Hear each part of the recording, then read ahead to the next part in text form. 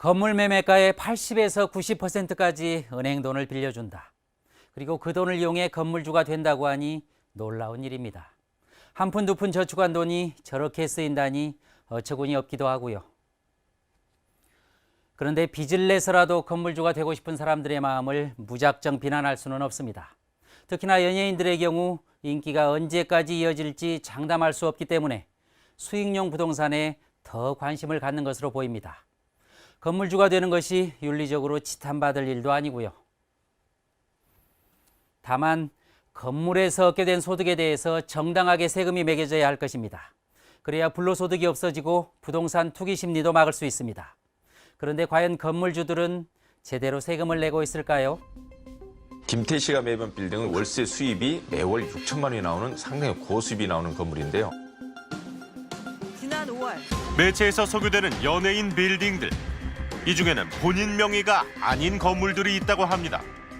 270억짜리 그 부동산을 매입하는데 어떻게 이렇게 받았지? 했던 게 한 시민단체 활동가 세미 씨는 최근 들어 많은 연예인들이 본인 명의로 건물을 사지 않는다는 사실을 발견했습니다.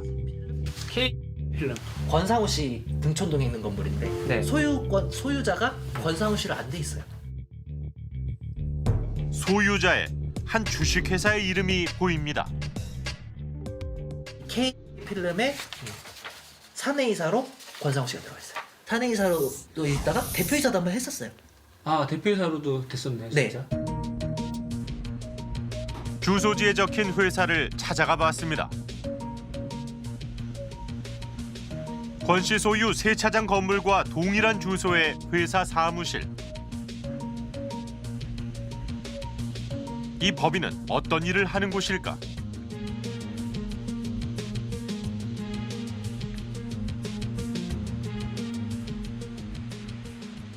필름이 권상우 씨 이름이 나와서 혹시 이게 영화사인가요?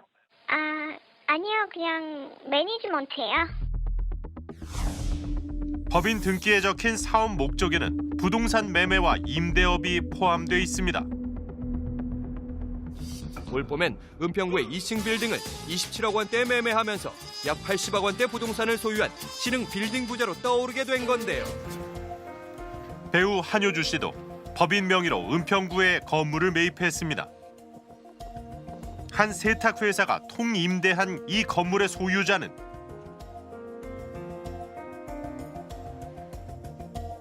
한효주 씨의 아버지가 대표인 가족법인. 이 회사는 어떤 회사일까? 등록된 주소지를 토대로 사무실을 찾아가 봤습니다. 오피스텔 건물에 있는 사무실.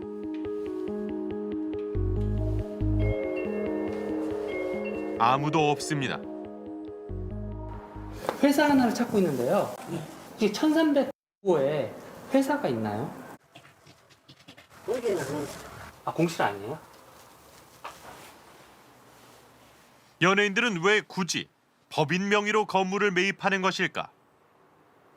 양도 차익이나 이게 과세 표준이 되는 금액이 5억이 넘게 되게 될 때 이제 개인 같은 경우에는 42%예요.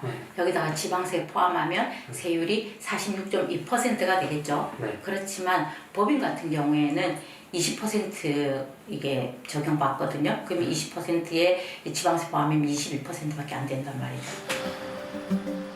권상우 씨의 경우 법인 소유로 돼 있던 강남의 건물을 팔았는데 법인으로 하면 개인으로 할 때보다 3억 원 이상 세금을 줄일 수 있다고 합니다. 권상우 씨 측에 법인에 관해 문의한 결과 해당 법인은 다양한 목적의 사업을 위해 설립됐고 법에 따라 세금을 납부하고 있다고 밝혀왔습니다. 또한 세제 혜택을 위해 만든 회사가 아니라는 입장이었습니다. 그런데 실제 건물을 매도할 때 법인의 혜택은 더 크다고 합니다. 일반인들은 1년 이내 매각했을 때 양도소득세 50%예요. 법인은 몇 프로 낸다 아세요? 이래도 팔아도 저래도 팔아도 22%고요. 네. 뭐 리모델링 비용이라든가 유지 보수비 대수선비 뭐 어쩌고 저쩌고 해가지고 했잖아요. 관리인 뭐 고용 비용 뭐 이런 거를. 네. 그럼 거기서 또 그걸 또 까줘요. 그럼 결국은 많이 내야 10%에서 15%예요. 그래서 법인을 난립시키는 거예요. 아무래도 단기간 시세 차익을 노리고 다시 되팔고 하는 게 좀 주 목적이다라고 하는 사람들은 법인으로 많이 운영을 하시죠. 법인의 세제 혜택은 그뿐이 아닙니다. 임대소득에 부과되는 세금도 법인이 개인보다 유리하다고 합니다. 소득이 4억이 되게 되면 개인이 벌게 된 4억에 대해서는 지방세를 포함해서 대략 한 1억 4,800만 원 정도가 과세가 될 거예요. 세금이 1억 4,800만 원 정도가 되는데 이걸 이제 법인으로 하게 되면 6,600만 원밖에 안 내게 돼요. 그러니까 8,800만 원 정도 차이가 나니까 2배 이상 차이가 나는 거잖아요. 최근 뜨거운 이슈인 종합부동산세 역시 건물주는 피해갈 수 있습니다. 9억 원 이상의 아파트는 종부세가 부과되지만 상가 건물의 경우는 그 기준이 전혀 다릅니다. 주택은 건물과 토지에 동시에 이제 종합부동산세가 부과되는데 일반 건축물 경우에는 건물에는 종합부동산세가 부과되지 않고 토지에만 부과가 됩니다. 근데 이제 토지에 부과되는데 그 일반 건축물이 세워져 있는 토지의 가격이 80억 미만일 경우에는 종부세가 부과되지 않아요. 그러니까 쉽게 정리하면 몇백억, 천억대 건물을 사지 않는 이상은 종부세 안 내도 된다 이 말씀이시죠? 그렇죠. 최근 9년 만에 안방극장에 복귀해 특별한 캐릭터를 명품 연기로 소화하고 있는 이병헌 씨. 그는 지상 10층, 지하 2층의 양평동 빌딩을 약 260억 원에 매입해 화제가 되기도 했는데요. 이병헌 씨의 빌딩 역시 법인명입니다. 건물 매입 당시 그의 어머니가 법인 대표였습니다.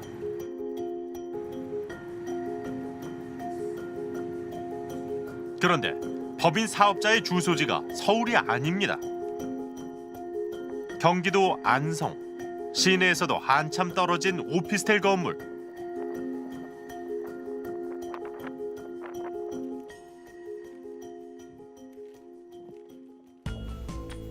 주소지에 적힌 법인 사무실을 찾아가 봤습니다.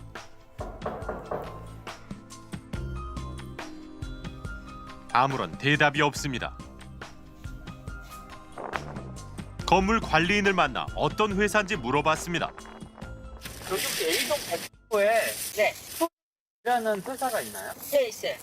무슨 회사예요? 임대회사요. 이병헌 씨는 왜 안성에 법인을 개설했을까? 이병헌 씨 측이 보내온 답변서에 따르면 해당 법인은 안성의 오피스텔을 관리하기 위해 그 지역에 설립한 것이고 양평동 빌딩을 이 법인 명의로 매입한 이유는 세무사의 조언에 따른 것이라고 합니다. 지난해 6월 배우 김태희가 강남역 인근의 빌딩을 매입해 빌딩주 대열에 올라 큰 화제를 모은 바 있습니다. 강남에 132억 원짜리 건물을 매입했다고 알려진 김태희 씨. 이 건물 역시 법인 소유입니다. 법인의 대표는 본인이고 언니가 이사인 가족법인. 이 법인 또한 주소지가 서울이 아니었습니다. 경기도 용인에 있는 법인 사무실을 찾아가 봤습니다. 회사를 하나 찾아봤는데요. 840호에 혹시 프렌치라는 회사가 있나요? 8층에 사무실이 한 70개인가 몇 개 있어요. 70개인가? 네, 조금만 있었어요. 소사무실. 그 안에 막 한이 요만식하게 쭉 비둘기만 있어요. 많아요.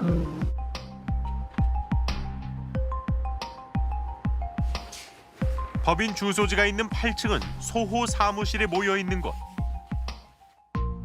관리인의 말대로 건물 한 층에 70여 개에 달하는 사무실이 있었습니다. 그런데 법인 주소지에 다른 회사의 상호가 붙어 있습니다. 어떻게 된 일일까?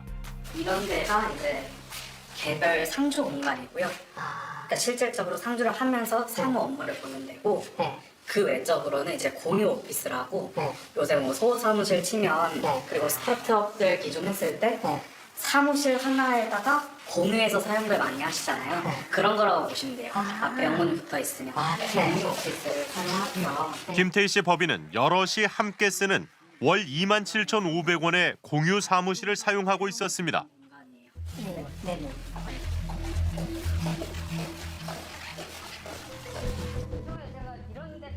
그렇다면 서울이 아닌 용인에 법인을 설립한 이유는 무엇일까?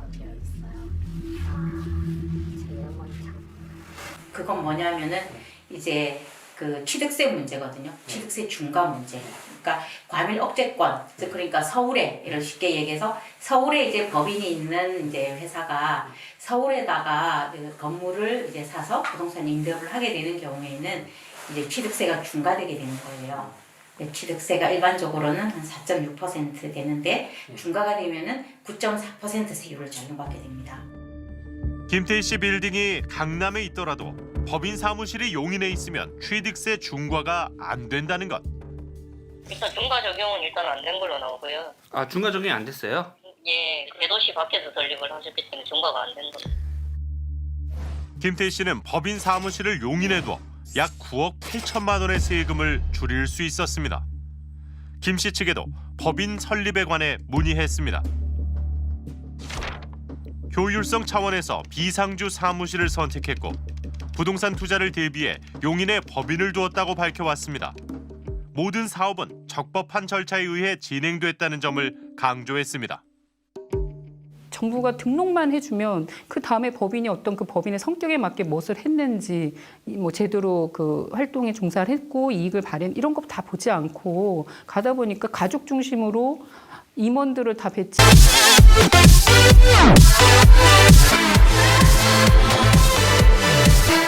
실적으로 부동산 임대업 하는 사람들 중에 많이 있다라는 건. 내무부는 오늘 비업무용 토지에 대한 취득세 과세 기준을 크게 강화하기로 했습니다. 업무용 토지에 대한 2%의 일반 세금. 사실 90년대까지 정부는 제조업, 도소매업이 아닌 비업무용 부동산의 경우 더 많은 세금을 부과해 법인의 부동산 투기를 막아왔습니다. 상업공사의 매매 2만 원 토지는 2년 6개월 동안 비업무용 토지에서 제외하지. 과거 군사정부에서도 뭘 했냐면요. 법인이 가졌던 토지라고 해서 다 세제 혜택을 주는 게 아니었습니다. 법인이 정말 법인의 그 성격에 맞는 업무용의 토지에 부합될 때에만 어떠한 인정을 해주고 그 외에는 다 비업무용 토지로 구분 짓고 비업무용 토지에서는 강제 매각도 시키고 중과세도 하는 그게 노태우 정부 때도 있었습니다. 그런 것들이 정부 안에서 확고했었다고 저희는 그거 보여지거든요. 지금 그게 다 무너진 거죠. 국제통화기금의 유동성 조절 자금을 지원해 줄 것을 요청하기로 결정하였습니다. IMF 사태 후 경기 부양을 위해 법인에 대한 혜택을 늘리면서 비업무용 부동산을 운용하는 법인에 대한 규제들까지 사라져버렸습니다. 아기 돌반지에서부터 결혼 예물. 미국 같은 경우에는 이제 부동산 임대 법인에 대해서 이렇게 적용하는 세율이라고 하는 거는 일반 법인에 대해서 적용하는 세율하고 좀 다르거든요. 네. 그래서 이게 조금 높습니다. 우리는 이제 일반 법인들하고 똑같죠. 그러면 이런 거죠. 똑같을 바에야 힘들게 이렇게 그 위험 리스크가 큰 제조업이나 뭐 도소매업을 하느니 그냥 부동산 임대업을 하지, 부동산 개발업을 하지 그렇게 하잖아요. 급기야 2018년에는 건물주의 임대소득세를 깎아주는 법이 국회에서 통과됐습니다. 법인의 세금을 깎아주는 정책이 조세특례법, 그 건물주에 대한 임대소득세 깎아주는 법입니다. 그걸 다 여야가 동의해가지고 그냥 패스트트랙 넘기면서 다 통과시켜줬거든요. 그런 것들이 결국은 정부가 어딜 쳐다보고 있고 국회가 어딜 쳐다보고 있냐를 보여주는 법안들이라고 봅니다. 최근 정부가 부동산 투기를 막으려 규제들을 내놓자 이를 회피할 방법으로 법인 설립이 급증하고 있습니다.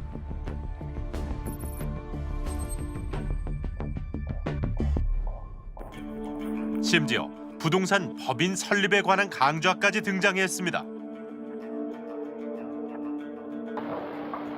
보험 2천만 원 양도세를 처리했습니다. 저희 가입자들인데 법인 5개 있어요. 법인카드로 쓸 수 있는 비용이 어디까지냐. 법인카드 핸드폰이고 뭐 노트북 이런 것들. 그리고 여러분들이 드시는 거 커피 믹스, 종이컵, 생수, 그다음에 집에 있는 음료수 이런 것들은 다 법인카드로 써야 돼요. 그러면 1,000원부터 100원은 금액으로 제한하는 게 아니에요. 숫자가. 강사는 규제 걱정은 할 필요가 없다고 호언장담합니다. 강남에 아파트 몇 채 좀 사고 다니는 그 아줌마 아저씨들 때려잡자고 부동산 법인세를 올린다? 말도 안 되는 거예요. 대한민국 법인세 1% 올려도 난리가 나요. 그럼 삼성전자 어떡하요? LG는 다 해외로 나가요.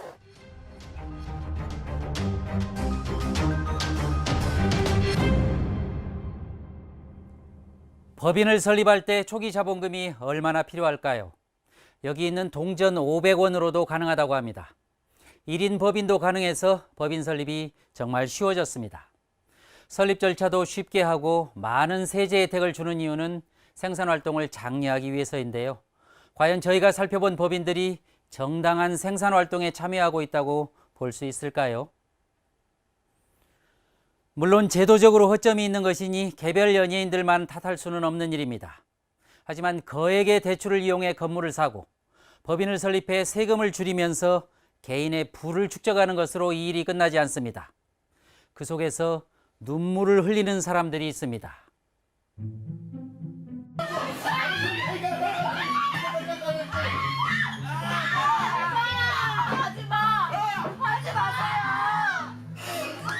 내보내려는 건물주와 안 나가려는 임차인의 싸움이 치열합니다. 강남에 건물을 샀던 가수 리쌍은 임차인과 무려 5년 동안 분쟁을 겪었습니다. 가수 싸이 역시 이태원에 건물을 매입한 후 임차인과 분쟁에 휘말렸습니다. 싸이나 사과하라! 건물주와 임차인의 분쟁. 왜 이런 일들이 일어나는 것일까? 빌딩 중개업자가 말한 재테크 비결 속에서 그 이유를 찾을 수 있었습니다. 이거를 사실 그냥 내가 사서 갖고 있기에는 사실 대출 이자만 나가는 거거든요.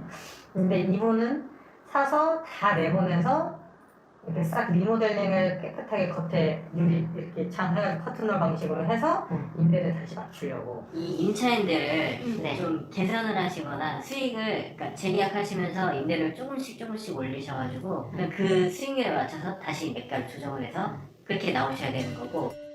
중개업자들은 건물 매입 후 임차인 개선을 하라고 조언합니다. 기존 임대인을 내보낸 후 리모델링이나 신축을 해서 더 비싼 임대료를 낼 수 있는 임차인으로 바꾸라는 것. 임대 소득으로 건물 가치가 결정이 되는 이제 건물 가치를 판단을 하거든요. 그 소득 자체로 임차한 곳에서 임대료 수입이 더 많이 오르게 된다. 전보다 더 많이 오르게 된다는 것은 더 많은 임대료를 얻을 수 있고 그 건물 가치도 그만큼 뛴다는 걸 의미한 거죠. 리모델링 후 유명 프랜차이즈로 임차인을 바꾼 싸이의 건물은 40억 원 이상 올랐습니다. 리쌍도 리모델링 후 임차인을 바꿔 건물 가격이 42억 원 이상 뛰었습니다. 건물주가 건물의 가치를 올리는 사이 기존 임차인들은 수년간 가까운 삶의 터전을 포기해야 했습니다.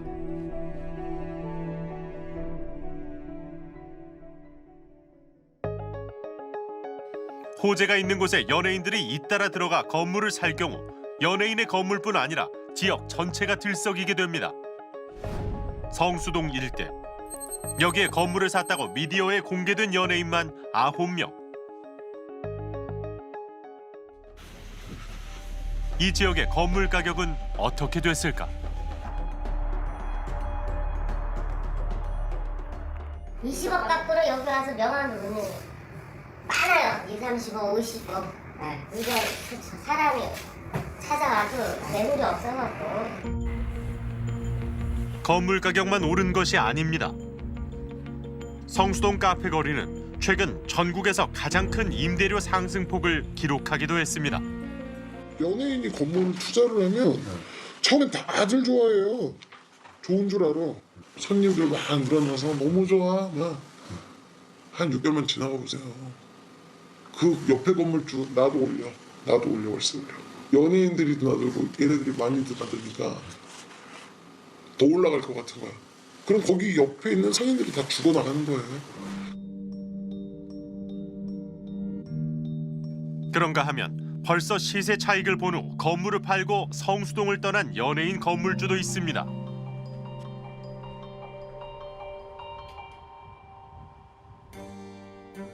용산 해방촌 역시 개발 호재 속에 연예인들이 건물을 많이 산 지역입니다. 이곳은 과연 얼마나 올랐을까? 지금 거의 평당 더블 올랐거든요. 3년 전, 4년 전보다. 세도 지금 보통 뭐 여기 코너에 있는 거 저거 한 50만 원 하는 거 150만 원, 180만 원. 해방촌에서 10년 넘게 영업을 해왔다는 미용실. 새가 어떠세요? 많이 오르긴 올랐지. 오른 데는 많이 올랐지요. 10만 원 하던 게 막 140만 원이고 막 그러는데. 오른 임대료를 감당 못해 이곳에 있던 많은 가게들이 떠났고 그 자리를 새로운 가게들이 채웠습니다.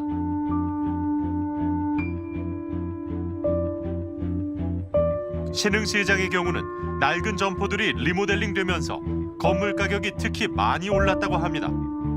평당 2천만 원 하던 가격이 4, 5년 사이 천정부지로 치솟은 상황. 제가 듣기로는 그러니까 평당 8천에 판 곳도 있다고 하고요. 지금 1억 이상으로 내는 곳도 굉장히 많다고 해요. 여기는 완전히 그냥 시장이 돼버린 거예요. 부동산 시장이 돼버린 거예요. 가게에서 먹고 자던 가난한 시장 상인들. 싼 임대료 덕분에 자리를 지킬 수 있었던 이들은 항의 한번 못 해보고 짐을 쌌습니다. 그러니까 20년 동안 임대료를 거의 안 올리셨대요. 여기 들어오는 사람이 없으니까. 그러니까 나가라고 할 때 대항권이 없어요. 대항력을 행사할 마음이 없으시고 그 방법도 모르시고 그리고 사실 뭐랄까요 그냥 이렇게 좋은 말로 그냥 좀 나가줘. 제가 오래 있었는데 예 이렇게 되는 거죠. 소외계층을 위해 일했던 신부님도 올라버린 임대료 때문에 해방촌을 떠났다고 합니다. 사람들하고 소위 얘기해서 더 가난한 사람들, 2대8의 사회 속에서 8에 해당하는 사람들하고 공존할 수 있는 투자이냐, 그건 윤리적 투자이다. 그렇지 않다면 그거는 비윤리적 투자이거나 윤리적 투자가 아니다라고 얘기를 하거든요. 그러니까 최소한 연예인분들이라면 윤리에 대한 부분들을 조금은 고민하실 수 있잖아요. 새벽부터 나와 택배 상자를 분류하고 있는 김동률 씨. 그도 지난해까지 해방촌에서 카페를 운영했습니다.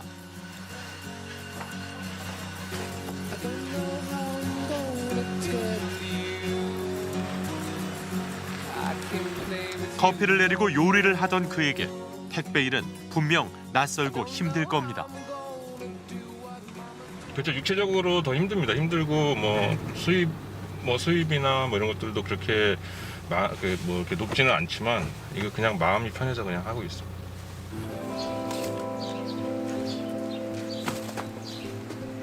바뀐 건물주의 임대료 인상 요구를 도저히 받아들일 수 없어 가게를 접었다는 동률 씨. 일감에 쫓겨 끼니를 못 챙길 때가 많지만 마음은 편하다고 합니다.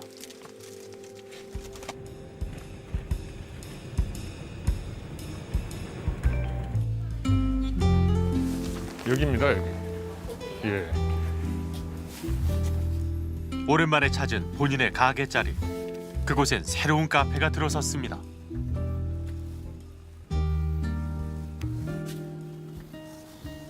잘 지내셨어요? 그냥 일이 좀 있어서 왔습니다. 어머니 잘 지내시고? 네네, 어머니 잘 지내고 있어요.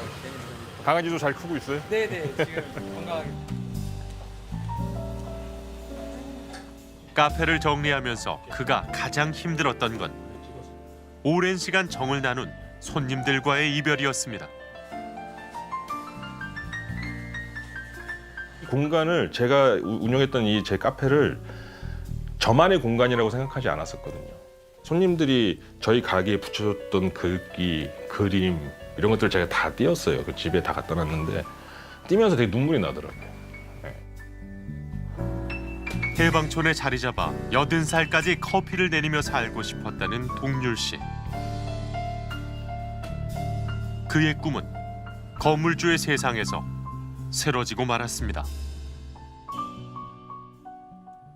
저희가 취재한 연예인 측에서는 대부분 이게 문제가 될 줄은 몰랐다거나 법적으로 문제될 일은 아니라고 했습니다. 하지만 청소년들이 부러워하는 직업이 연예인과 건물주라는 사실은 여러모로 되새겨볼 부분입니다. 연예인들은 대중들에게 미치는 영향력이 대단히 큰 공인들입니다. 그만큼 책임이 따르는 직업입니다. 최근 경기 불황으로 가게를 접는 자영업자들이 늘면서 건물마다 공실이 크게 늘어나고 있습니다. 공실이 생겨 대출 이자를 감당 못하면 그 위험은 고스란히 건물주와 은행권으로 이어지게 됩니다. 그리고 무엇보다 부동산 법인이 문제입니다. 투기 근절을 위해서 정부와 국회가 나서서 시급히 개선해야 할 것입니다.